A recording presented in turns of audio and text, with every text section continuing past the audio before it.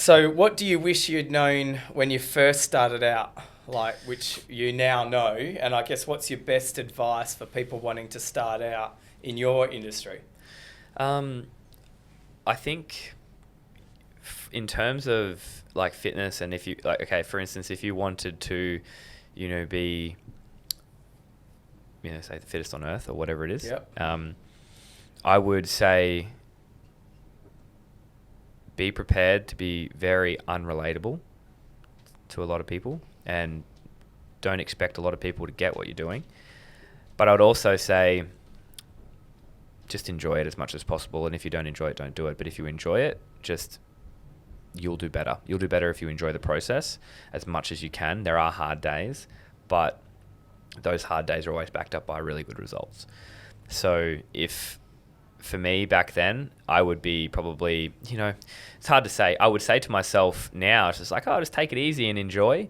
But back then, you don't know if you're going to make it or not. And like you've set this goal, it's like, I remember thinking, am I ever going to make it to the games? Am I ever going to make it to the games? I've always fallen short each year. And then eventually you make it, weight off your shoulders. It's great. It's fantastic. But prior to that, you're on edge. It's just like, I'm putting all this effort to something that I don't know what's going to happen.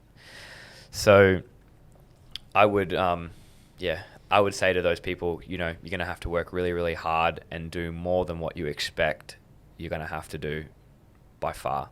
Like, there were times where I thought, I'm doing so much, I can't do any more training. And that was like 2016. Then I did way more training in 2017. Then I did way more training than 2017 and 2018. Then I did so much more again. And not in terms of particular time, but even though it was a lot more time, but just in terms of the way that I trained. And each year builds upon each year. It's not just 1 year of training gets you to the games. It's, I've been training myself since I was 4 years old when I started playing soccer. That's where it all started.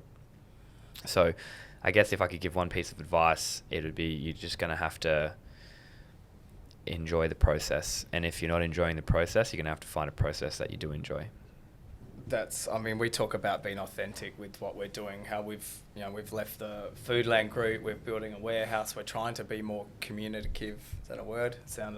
We're trying to be that to our consumers, our customers, so they can see the journey that we're on.